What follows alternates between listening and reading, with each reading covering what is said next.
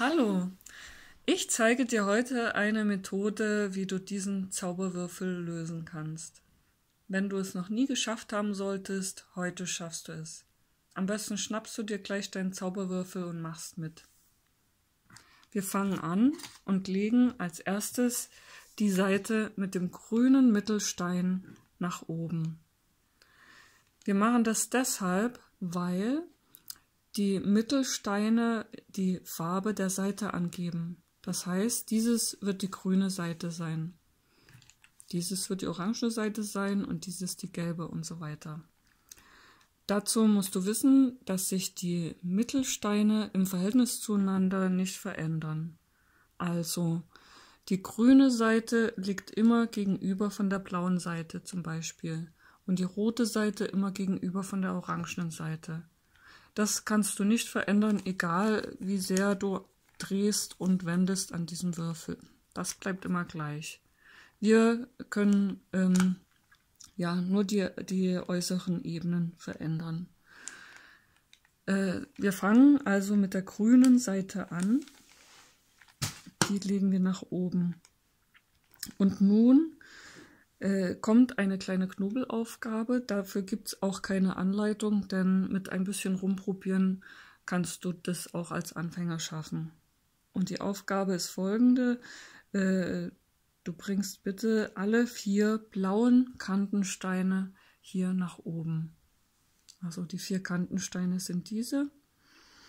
Du wirst dich vielleicht wundern, warum wir jetzt die blauen Kantensteine nach oben holen, wenn das doch die grüne Seite werden soll, aber das wird gleich noch Sinn ergeben.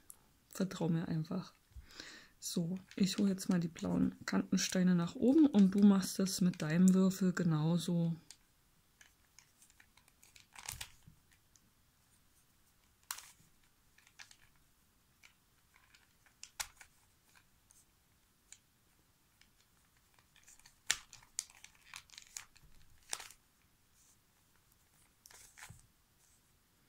So, jetzt haben wir die blauen Kantensteine oben. Hier hat sich auch ein blauer Eckstein schon hingeschmuggelt. Den beachten wir aber erstmal nicht. Als nächstes schauen wir uns mal an, welche Farben an den blauen Kantensteinen noch zu sehen sind.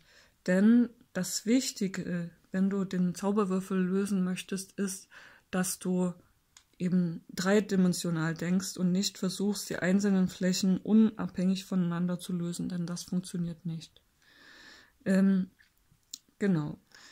Hier sehen wir also den blau-orangenen Kantenstein und auf dieser Seite wollen wir die orangene Seite am Ende haben.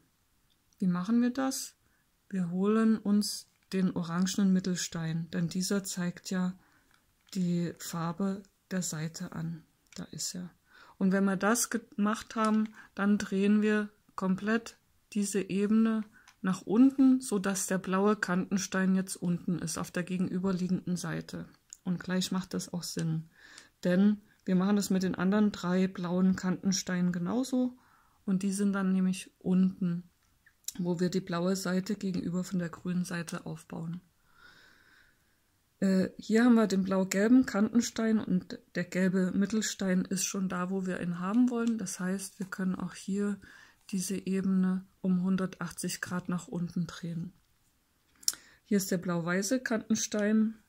Wir holen den weißen Mittelstein und drehen das nach unten. Und den blau-roten, da holen wir den roten Mittelstein und drehen das um. Und wenn wir jetzt den Würfel umdrehen, dann sehen wir, was wir gemacht haben, nämlich eine blaue Blume oder ein blaues Kreuz. Auch hier hat sich ein blauer Eckstein noch dazwischen geschmuggelt, für den interessieren wir uns erstmal nicht.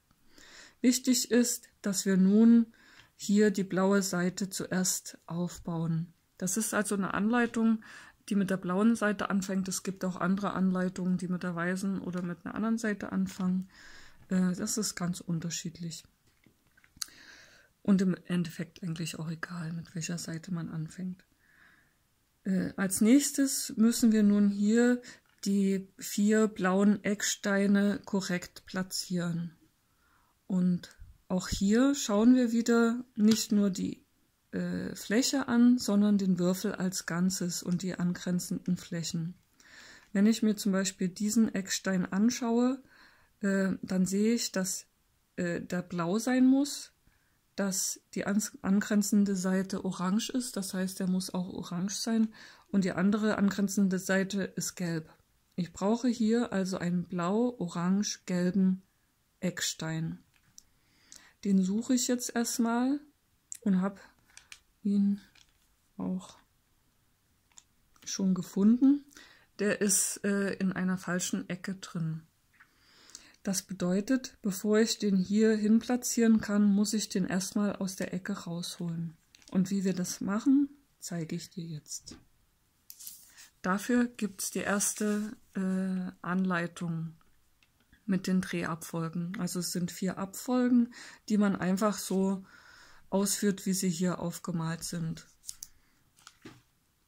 Und jetzt das Ziel ist, den blau-orange-gelben Stein hier rauszuholen. Wichtig ist, dass man diesen Stein, den man eben aus der Ecke rausholen möchte, dass man den immer hier oben rechts platziert. Und jetzt führen wir einfach diese Abfolge aus. Also die rechte Ebene drehen wir nach unten, die obere Ebene nach links, die rechte Ebene wieder nach oben und die obere wieder nach rechts. Jetzt haben wir den Stein rausgeholt, jetzt können wir ihn dort einfügen, wo wir ihn haben wollen. Also blau, orange, gelb. Wir schauen erstmal, wo der ist. Der ist hier hinten, auf der hinteren Ebene. Und die hintere Ebene, die kann ich ja verdrehen, wie ich möchte. Das macht noch nichts aus. Hauptsache hier vorne das Blaue bleibt. So, und dazu ist das Wichtige, was du wissen musst, dass mit dieser Drehabfolge immer der hintere rechte Stein nach vorne rechts gebracht wird. Also deswegen habe ich jetzt hier den blau-orange-gelben Stein hingedreht, weil ich ja weiß, dass der nach vorne springt, wenn ich diese Abfolge mache. Also legen wir los. Und da habe ich ihn. Blau-orange-gelb ist der richtige Stein, aber leider nicht richtig rum. Das macht aber gar nichts, denn wir können einfach wiederholt diese Abfolge ausführen und der Stein dreht sich dabei auch. Und irgendwann sitzt er richtig. Jetzt ist er wieder nach hinten gesprungen und hat sich bereits umgedreht.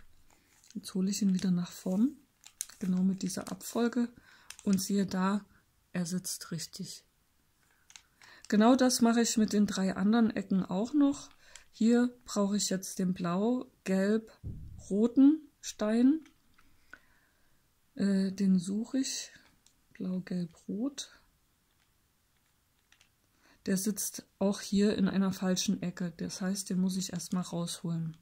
Ich drehe den Würfel wieder so hin, dass dieser Stein, den ich rausholen möchte, oben rechts sich befindet.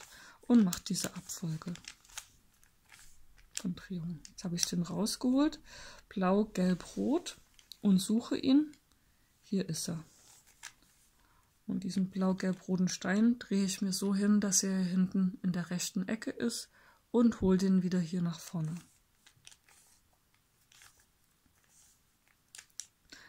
Er ist wieder falsch rum, wie du siehst, also wiederhole ich das so oft, bis er richtig rum sitzt.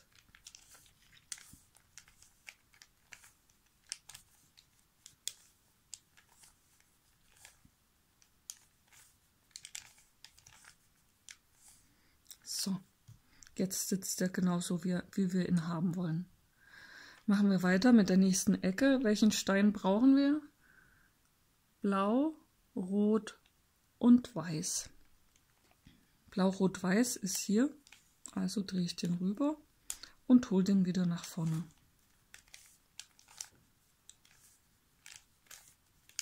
Der war wieder falsch rum, deswegen machen wir einfach weiter.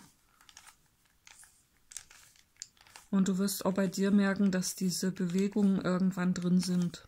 Also du brauchst es nicht auswendig lernen, das machen deine Hände ganz automatisch.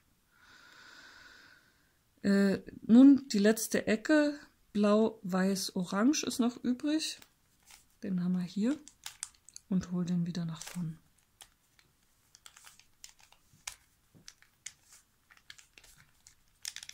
Der war auch wieder falsch rum. Das macht aber nichts. Wir machen einfach weiter, bis er richtig sitzt.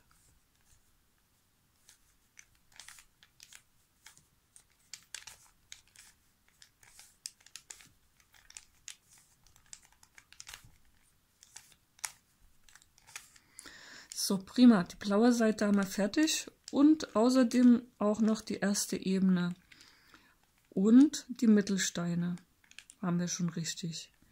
Der nächste Schritt wird sein, dass wir hier die zweite Ebene, also die Kantensteine auf der zweiten Ebene richtig platzieren. Dafür drehen wir den Würfel um und haben auch eine neue Abfolge von Drehungen. Als allererstes schauen wir aber, welcher Eckstein muss denn hier hin. Also hier haben wir die weiße Seite, das heißt, es muss hier ein weißer Stein sein. Und hier haben wir die orangene Seite, der Stein muss also orange sein.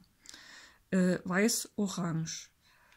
Wir schauen mal, ob wir den finden, der ist hier. Und bei dieser Abfolge muss man wissen, also dass der Kantenstein von hier nach hier wandert. Das ist das Einzige, was du wissen musst für diese Abfolge. Du drehst also die Steine, die du hier haben möchtest, einfach hier oben hin auf diese Seite und der springt dann hier rüber. Und dann führst du diese Abfolge aus, wie sie hier steht. Also rechts nach oben, oben nach links, dann rechts wieder nach unten und oben wieder nach rechts. Dann kommt hier was Neues. Dieser Pfeil bedeutet, dass man die komplette vordere Ebene einmal um 90 Grad dreht. So. Und jetzt drehen wir die wieder zurück. Und vieles ist auch selbsterklärend, denn man sieht ja, dass die blaue Seite, also diese blaue Ebene, wieder nach unten muss. Also man sieht es einfach, ohne dass man das hier irgendwie ablesen muss oder auswendig lernen muss. So. Jetzt haben wir den orange-weißen Stein zwar an die Kante geholt, wo er hingehört, aber er ist noch falsch rum. Deshalb führen wir einfach, wie schon gehabt, diese Abfolge aus, bis der richtig rum sitzt.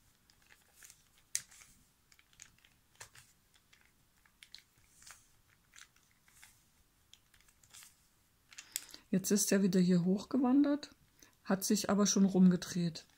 Das heißt, wenn wir die Abfolge nochmal ausführen, müsste der hoffentlich richtig sitzen. So, da ist er, weiß-orange. Wir machen weiter mit orange-gelb. Der orange-gelbe Stein, der sitzt schon da, wo wir ihn haben wollen, und den holen wir jetzt hier rüber.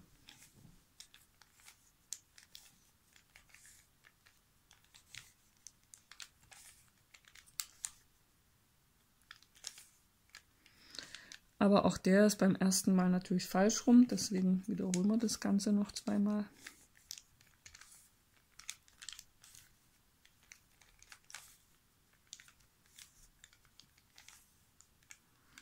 Jetzt ist er wieder hier.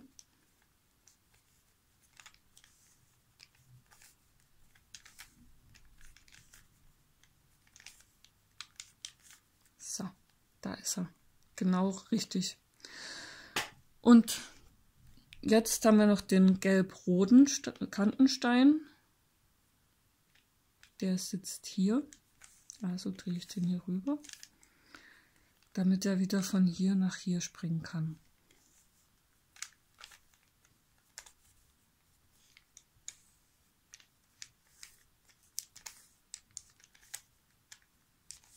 So, jetzt der letzte Kantenstein, genau. Rot-Weiß, den haben wir hier. Rot-Weiß.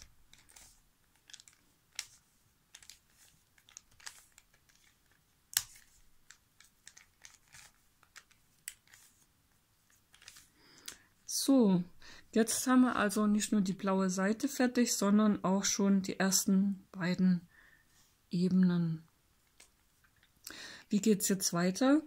Unser nächstes Ziel ist, die grüne Seite fertigzustellen.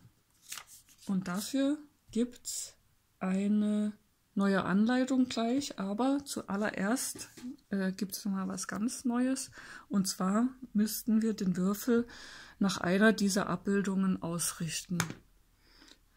Also schaut euch das einfach mal an und schaut, welche davon zutreffen könnte. Also es ist die zweite Abbildung. Also hier ist ein grüner Stein und hier sind die 3 grünen Steine in der Ecke. So richten wir den Würfel nun aus. Und so sieht die nächste Abfolge von Drehungen aus. Die grüne Seite ist also oben, wie wir hier gesehen haben. Die ist oben. Und hier fangen wir gleich an, die vordere Ebene nach rechts zu drehen. Die rechte nach oben, oben einmal nach links, nach unten. Zack. So. Unser Ziel ist es, ein grünes Kreuz zu bauen. So wie wir vorhin mit dem blauen Kreuz angefangen haben, fangen wir jetzt mit dem grünen Kreuz an. Da es noch kein grünes Kreuz ist, müssen wir den Würfel wieder ausrichten nach einer dieser Abbildungen. Und das machen wir so lange, bis wir ein grünes Kreuz haben. Diesmal ist es die erste Abbildung. Ne, hier ist ein grüner und die 3 nebeneinander. Und nun kommt wieder hier diese Drehabfolge.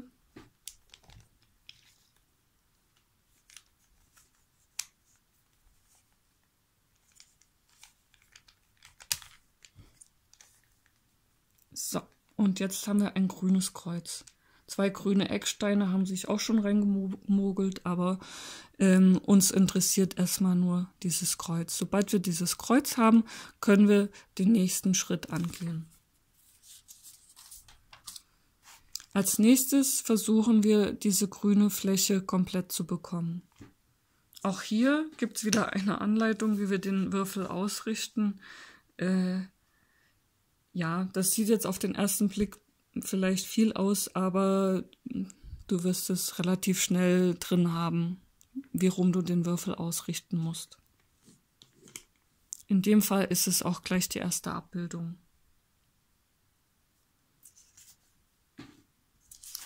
Und hier kommt auch die nächste Drehabfolge. Wie gesagt, wenn du das ein paar Mal gemacht hast, wird das automatisch drin sein. Deine Hände machen das automatisch.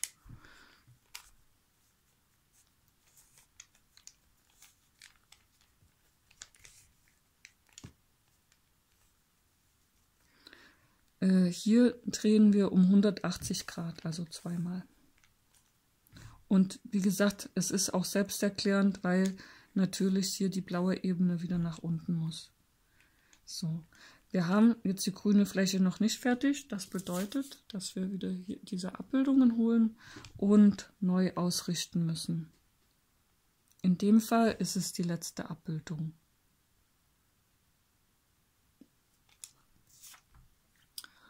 Und einfach wieder von vorne diese Drehabfolge durchführen.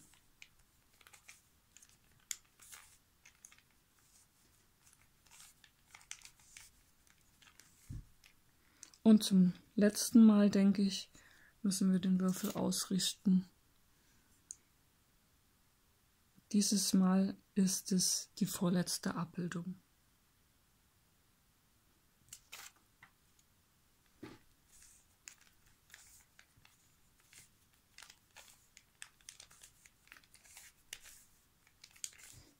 So, also die grüne Seite haben wir nun fertig.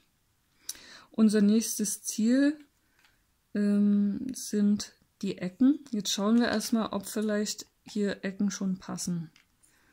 Diese zum Beispiel. Also gelb-orange passt und orange-weiß passt auch. Was noch nicht passt, sind diese beiden Ecken. Die müsste man tauschen.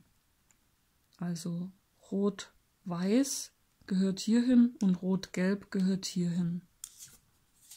Auch hier gibt es wieder eine Abbildung, beziehungsweise 2 Abbildungen. Ich weiß nicht, ob man das erkennen kann, diese schwarzen Pfeile. Und zwar richtet man jetzt den Würfel so aus, wie die Pfeile das anzeigen. Also diese Ecken müssen getauscht werden. Diese 2 Ecken müssen ja getauscht werden. Diese? Genau, die sind richtig. Diese 2 Ecken müssen getauscht werden, so wie in der ersten Abbildung. So richten wir den Würfel aus. Und dann können wir loslegen. Nicht erschrecken, die ist ein bisschen länger jetzt, die Abfolge.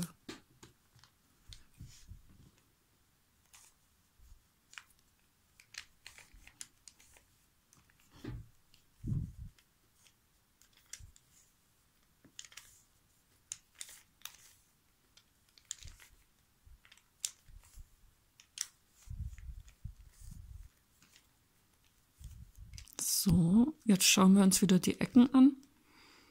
Orange-Gelb stimmt, Gelb-Rot stimmt auch, Rot-Weiß stimmt und Weiß-Orange auch. Das allerletzte, was wir nun noch machen müssen, sind diese 4 Kantensteine.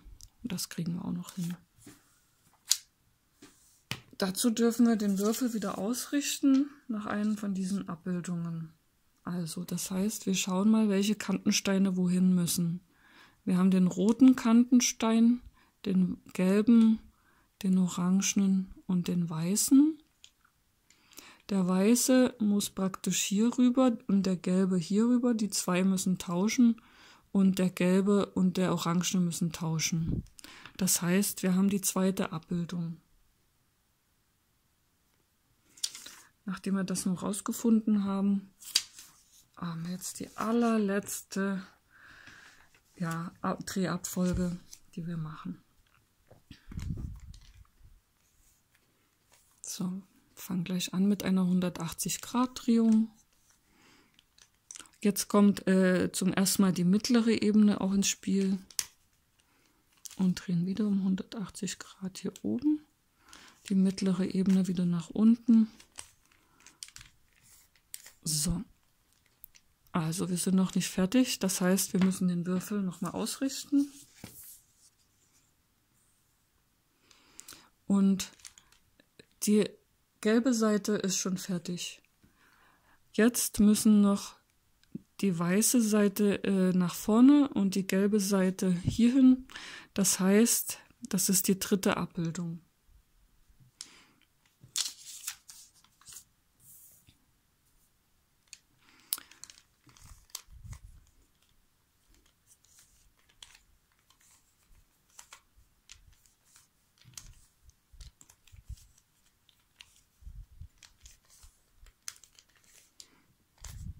Und voilà, der Würfel ist fertig. Ich hoffe, deiner sieht auch so aus.